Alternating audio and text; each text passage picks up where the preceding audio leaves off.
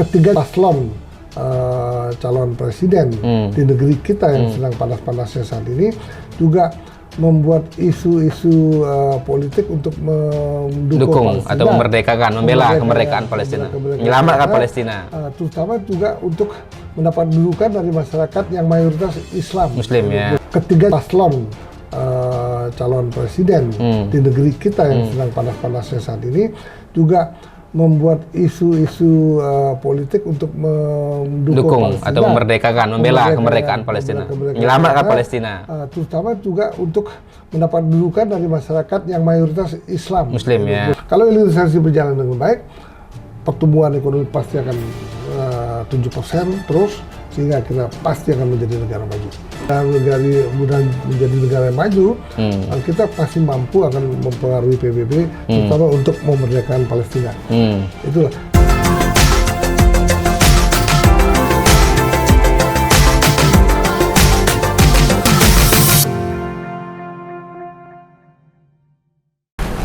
Kembali lagi di channel YouTube Mr. Puisi Live di bawah naungan MGP Media. Dan hari ini kita akan kembali bincang-bincang, ngobrol-ngobrol santai dengan Mr. Puisi mengenai isu-isu terkini jelang pemilu 2024. Tapi sebelumnya saya ingatkan untuk jangan lupa subscribe channel YouTube Mr. Puisi Live di bawah naungan MGP Media. Dan jangan lupa juga like, komen, dan share konten-konten di channel YouTube ini. Selamat siang Mr. Puisi, kita kembali membahas 3 kandidat capres-cawapres kali ini dengan isu global, yaitu soal Palestina, ya, perang yang terjadi di jalur Gaza antara Israel dengan Palestina dan dengan kelompok-kelompok lainnya termasuk juga Hamas. Nah, ini 3 capres-cawapres tampaknya mencari perhatian, mencuri panggung di tengah konflik yang terjadi di Palestina. Seperti apa menurut Mr. Puisi? Selamat siang. Di tengah konflik partai politik, para pengusung masing-masing paslon di negeri ini juga terjadi konflik yang sangat luar biasa dari segi memilukan ya, sangat memilukan di jalur Gaza di Palestina Israel. Hal ini kemungkinan sekali bahwa ada senjata makan tuan, di mana saat Amerika tuh mengirimkan senjata yang paling canggih ke Ukraina, tiba-tiba di Ukraina mungkin banyak terjadi korupsi, sehingga senjata itu sebagian dijual ke Hamas, sehingga senjata inilah yang merupakan senjata pamungkas yang mampu juga memporak-porandakan Israel itu sendiri. Nah, kalau kita lihat bahwa historis mengenai Palestina itu sendiri, sejak zaman Bung Karno sendiri, zaman Pak Harto, dan sampai saat ini pun pemerintah Indonesia ini memang konsisten untuk memerdekakan Palestina, mendukung kemerdekaan Palestina. Ya. Dan apalagi memang isu negatif terhadap Amerika ini yang selalu membantu Israel itu menyebabkan banyak dukungan dari negara-negara Arab sendiri, terutama Iran, Irak dan lain-lain, mendukung Palestina. Kemudian yang paling penting sekarang adalah dukungan dari Korea Utara juga mendukung mendukung Palestina, Rusia, kecuali Cina belum terlihat ada mendukung Palestina, sehingga ini juga bisa menyebabkan perang dunia kalau ini tidak bisa didamaikan. Nah, itulah memang bangsa Indonesia ini terutama oleh ketiga paslon calon presiden di negeri kita yang sedang panas-panasnya saat ini juga membuat isu-isu politik untuk mendukung atau memerdekakan, membela kemerdekaan Palestina, menyelamatkan Palestina, terutama juga untuk mendapat dudukan dari masyarakat yang mayoritas Muslim ya, dalam negeri lah. Nah, itulah sekarang banyak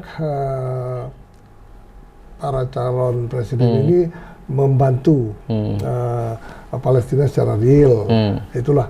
Jadi sehingga memang isu politik ini cukup efektif juga untuk menarik simpati masyarakat Muslim di Indonesia untuk memenangkan Pilpres 2024. Oke, saya sedikit recap dulu Mr. Puisi beberapa aksi yang dilakukan oleh para capres kita dalam konteks dukungan terhadap Palestina. Pertama datang dari kubu Prabowo Gibran ya, Prabowo Subianto di Instagramnya yang mengganti foto profilnya menjadi logo semangka ya, merupakan bentuk dukungan solidaritas untuk kemerdekaan Palestina. Bahkan sebelumnya juga Prabowo mendampingi Pak Presiden Jokowi melepas bantuan kemanusiaan 51 ton bahan makanan, alat medis ke jalur Gaza, dan beliau mengatakan dalam caption Instagramnya, tragedi kemanusiaan yang ada di Gaza tidak dapat diterima dan harus sesegera mungkin dihentikan.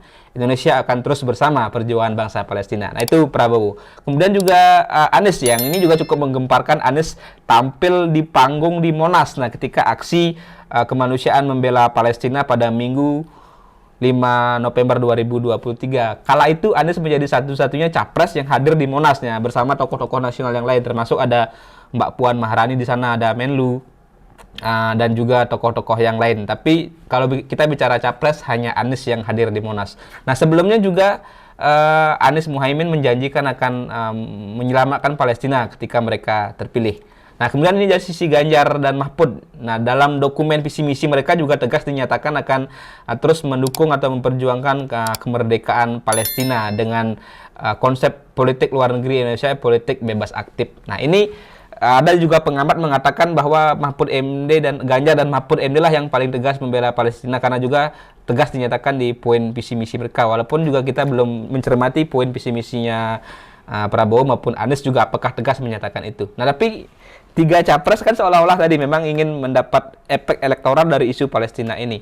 Dari tiga itu, Mr. Puisi melihat bagaimana sejauh ini komitmen mereka terhadap Palestina? Tiga capres yang ada. Kalau seperti Caimin dengan terlalu lantang menyalurkan angin menyelamatkan, itu saya rasa Amin menang, Palestina diselamatkan gitu. Artinya itu sangat muluk-muluk ya. Seperti juga BBM gratis sebelumnya.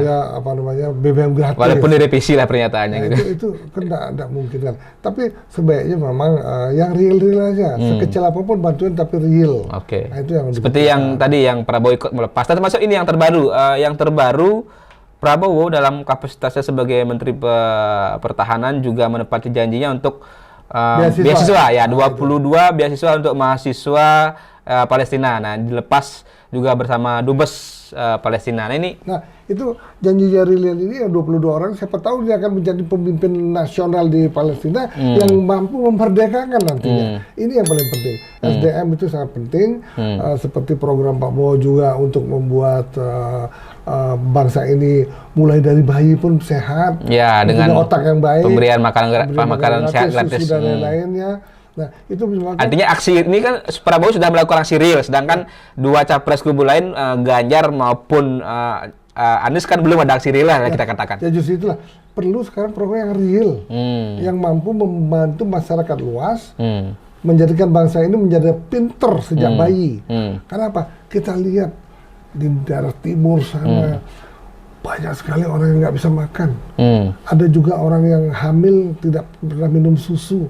Bagaimana kelahiran bayinya itu pasti jadi orang yang bodoh, tidak akan mampu membawa bangsa ini ke depan 100-200 tahun yang akan datang menjadi negara yang luar biasa hebatnya. Nah, itulah yang perlu mulai sekarang. Kalau tidak dipikirkan itu karena bagus, sehingga negara ini hanya mimpi saja untuk jadi negara besar. 50 tahun lagi, kan sekarang kalau misalnya hari ini di masyarakat di pedesaan yang masyarakat miskin itu diberikan gizi yang cukup.